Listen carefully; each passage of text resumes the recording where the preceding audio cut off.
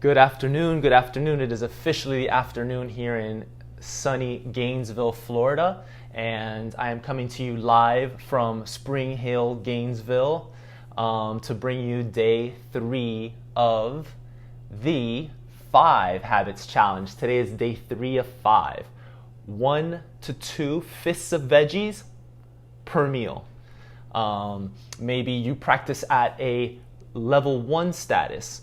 That would be just one to two veggies for one meal. Maybe you want to practice at level 2. That's going to be 1 to 2 fists of veggies at all your meals today. And if you're practicing at level 3, you're stacking the habits. So you're going to get 1 to 2 fists of veggies, 1 to 2 palms of protein, and you're going to eat those slowly at all meals today. That's the level 3 practice, the highest level. But remember that this is not about being perfect. This is about getting a little bit better and doing a little bit better than what you have been doing. So if a little bit better for you is getting that 1 to 2 fists of veggies at one meal because you never eat vegetables, well then, that's progress, and that's really awesome, and I'm going to applaud you for that. So I want to tell you a little bit about what it's going to take to win in this challenge. Number 1, you'll complete the action guide that I've been sending to your email. Today's email contains the day 3 action guide. Number 2, you're going to post in each day's daily graphic. And number 3, you're going to join me right here for the live training. If you're here, boom, you can check that box off on your scorecard. So on the action guide today, we ask 4 questions. The 4 questions in the action guide are: what veggies do you love? What veggies do you like? And what veggies are you perhaps learning to like? And how can you move a veggie that you are learning to like into the category of like, tolerate, I can eat it this way? That's a really important exercise because there are people out there, and you may be one of them, who do not like to eat vegetables. Or maybe you marginally tolerate vegetables in your life. And if that's the case, you're really missing out on a lot of benefits that we're going to be talking about later. So instead of telling yourself, I don't eat vegetables, I don't like that, I hate that, what you might start telling yourself is, I haven't quite learned to like that just yet. Because we're framing it as a growth mindset. So if you're one of those people who really does not like vegetables, I want you to think, just try to pick 1, 2, or 3 vegetables that you actually really do like. And I'm sure there's something out there. Or 3 vegetables that you love, if you can say that you love them. And start with that. Get your 1 to 2 fists of veggies and just start with that every single day. And if you have veggies that you don't like, maybe we can explore ways of cooking them that will make them more appealing. One example is a friend of mine, Jana. I got an email from her this morning, and she said that she doesn't really like kale and arugula. She's learning to like kale and arugula, and she found that when she does kale chips, she actually likes kale, whereas before she couldn't touch it. So sometimes it just takes a little bit of time, a little bit of effort, and a little bit of experimentation. And finally, maybe try breaking out and branching out. I have the shopping list in the files section of the group, and in that shopping list, you're going to see a nice list of vegetables. So you can take a look at that, see if something looks unfamiliar, or maybe you've never tried it or haven't tried it in a really long time, and then go purchase some of those veggies and try them out. So I want to start today's Facebook Live with what exactly are fruits and vegetables? Well, a vegetable is actually not a scientific term. It simply refers to any part of the plant, like rubers, stems, leaves, etc. A fruit is the seed-containing portion of the plant. If you want to get all botany nerdy, it is the fleshy or dry ripened ovary of the plant. So we often assume that fruits are sweet, but that's not necessarily the case. Take these fruits, for example, avocado, coconut, coffee, cucumber, eggplant, squash, tomatoes. Those are all fruit, and they're not sweet.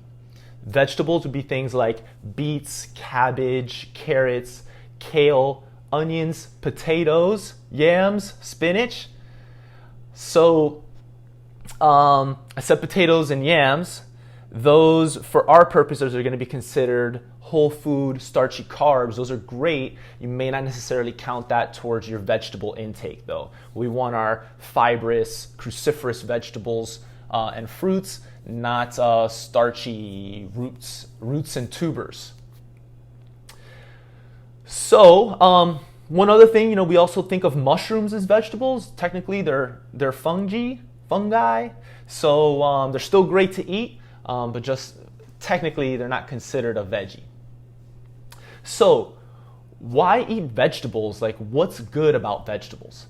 Well, it's really hard to make a case against vegetables. Maybe you can think of something. I'm going to address that in a little bit here. But veggies are good for so many things. They're alkaline producing to help to preserve bone mass and muscle. They're rich in antioxidants. We're going to talk a little bit about why that's super important. Vitamins, minerals, fiber, phytonutrients. They contain lots of water. They help you stay hydrated. Think about a watermelon, a strawberry. I'm thinking cantaloupe. If you eat a lot of that, you're going to go pee because it's full of water. I know when I was a farmer, a little tangent, I would munch strawberries while I would pick them. Really hard work to pick strawberries, but you know what? You get to yam strawberries, and I remember having to pee pretty quickly after eating a bunch of strawberries because they're just so jam-packed with water. They keep you hydrated. They're also low-calorie density foods, or how should we say, nutrient-dense foods. Because fruits and vegetables have such a high water and fiber content, they're low in calories relative to their volume. So you can consume a high volume and it'll be kind of lower calorie. So this is kind of talking about the idea of energy density. So I want you to picture let's see, a candy bar. And I want you to picture, let's talk about a Snickers. I want you to picture a Snickers and the size of a Snickers. Do I have anything here? I don't know. And now I want you to picture what the equivalent in calories of apples would be. So you can probably already get in your mind, wow, like the Snickers is really small. And then an apple, if I had the same amount of calories in apples, I would have a bunch of apples. So there was an article that was reading about a guy who decided to take a look at how many apples it would take to, the equivalent of like a Big Mac, fast food meal. And he found it would take about 18 apples to be the equivalent. So can you imagine sitting there for, a football game and eating 18 apples? That's an enormous amount of food. And this is important because human beings are going to eat between 2 to 3 pounds of food, maybe up to 4 pounds of food per day. So volume, in terms of intake, volume is more important than calories. So just because you have a calorie-dense food doesn't necessarily mean that it will be satiating in that volume sense. So some calorie-dense foods like protein and fat are going to release satiation hormones, but that's not what I'm talking about. I'm not talking about satiation hormones. I'm actually talking about like, oh, I'm full, and that feeling of the volume of food. So because of this, because fruits and veggies are nutrient dense and a low calorie food, they help to regulate our appetite. They help to control blood sugar and insulin so that we don't feel these like ups and downs in energy. They provide the best nutrition so you can be healthy. Those antioxidants, those phytonutrients, the fiber that's going to help with gut health. That is your gut food. That is your that is your prebiotic. All right, that's the stuff that your gut microbiome is going to be digesting to flourish as a gut healthy microbiome. There we go.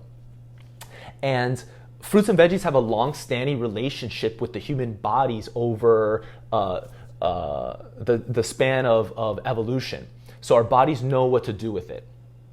So I guess I can just keep going with the benefits, right? Like antioxidants, vegetables and fruits, because of their color, that's usually, or because of the photosynthesis and where the photosynthesis occurs with the oxygen, they're producing these antioxidants, at least which is the case with the leaves of plants, and you get the pigment around the fruit or around the vegetables themselves. Those are going to be full of antioxidants. Think about the red in a tomato. Think about the purple in an eggplant.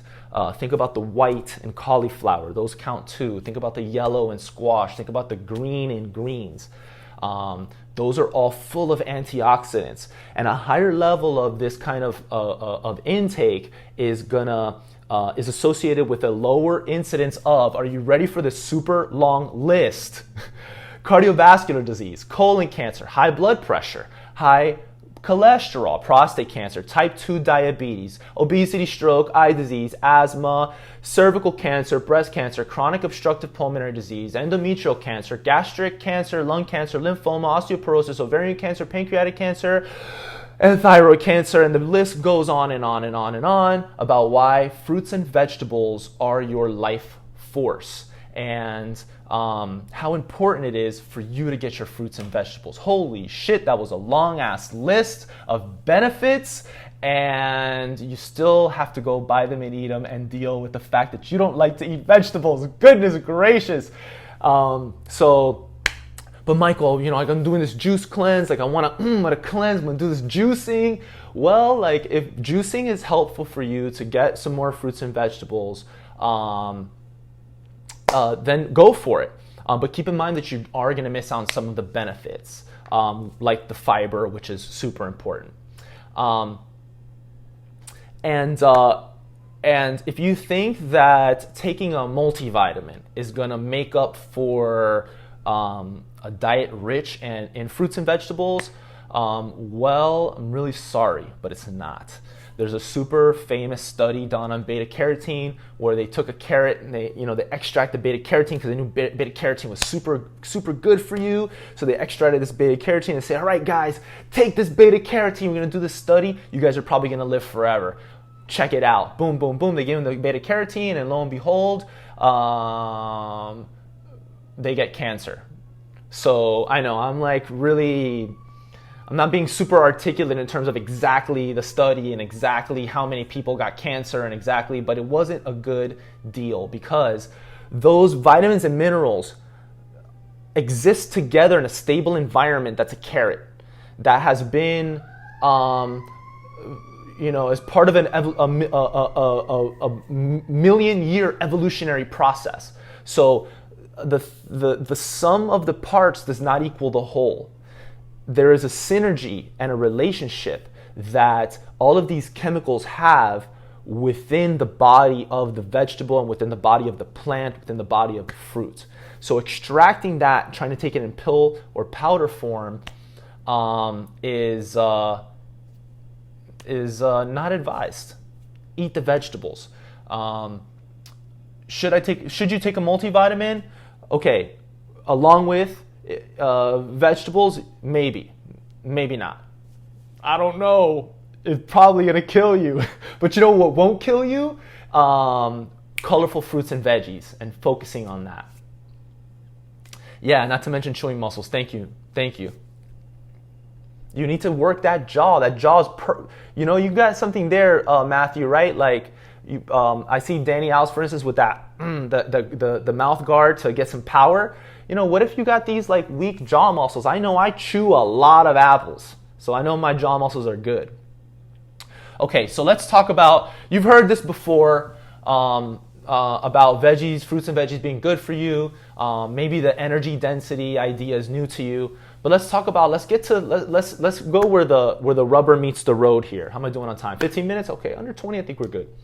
So let's talk about where the rubber meets the road here. How the hell are you gonna get more veggies? Well, if you're learning to like vegetables, fruits and vegetables, take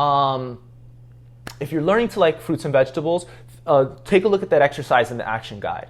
What do you like what do you love right now? What do you like? Maybe you can conflate those two, but what can you have right now that you would actually enjoy? And what are you learning to like? Take a look at the list and see what you can bring into your world of colorful fruits and vegetables.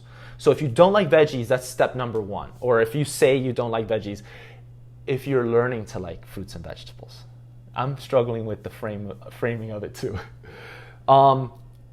So once you've done that, if that's an issue, next thing you got to do is buy vegetables, fruits and vegetables. Red, gold, and green, and purple. Eat the rainbow. When we say fruits and veggies, there are some less sweet fruits that are also really high in antioxidants, like think about berries, strawberries, blueberries, raspberries. I tend to count those as almost like as my vegetable ration if I'm doing my 2 fists of veggies, because your boy eats a lot of vegetables. I'm not a 1 fist veggie, fruit and veggie guy. I'm a 2 fist veggie, 8 veggies, fists of veggies every single day. So there's certain fruits, sweeter fruits that you can count to that. If you want to add a little, zip, little sweet to your veggie intake, that's totally okay. So you got to buy vegetables, fruits and veggies. That's step number one. You can make sauces. Pesto is a really great way to get nice basil. You would count that as a fat because of the Parmesan and the pine nuts and the olive oil, but you're sneaking it in there. You're making that sauce. Let's see. Super shake is also a great way to get your veggies. Throw those veggies in the shake that you're making. Kale. What else have I done? I've done cabbage. I've thrown turnips in there, radishes, but don't do what I do. I'm crazy. I love veggies. I will eat a freaking turnip shake and love that shit. Okay, breakfast, lunch, or dinner prep ritual. Like I've said before, you're gonna prep a bunch of veggies at one time. You can throw, along with your protein, throw a tray in of roasted cauliflower and broccoli, for instance, with a little drizzle of olive oil, salt, and pepper. Maybe that everything bagel spice. Food prep ritual is gonna be one. Get yourself some easy to grab veggies. Just how you have some easy to grab protein that we talked about in the last Facebook Live, you want to grab yourself some easy to grab veggies. Stock up on salad, which is super easy to grab a handful and throw it in a big bowl. Stock up on baby carrots, stock up on celery, stock up on cherry tomatoes. What else? What is a quick veggie option that you like to have stocked so that when you're busy, when you're running around, when you don't have time, you can just pop into the fridge, grab some cottage cheese, and grab that easy to grab veggie so that you get your veggies and your protein for the day. So thank you all for joining me. I hope you're having fun, and I want to continue this discussion in the Facebook group. I'm loving the engagement that we're getting so far. I'm loving the conversations that we're having. I'm really enjoying getting to know you all through the group, through your participation. I'm enjoying doing these Facebook Lives. I hope they're informative and that you're finding value in this. And so let's keep it going in the Facebook group afterwards. Until then, this is Michael Espinosa, your healthy living architect, reminding you to live 1% better every single day. I'll see y'all later. Peace.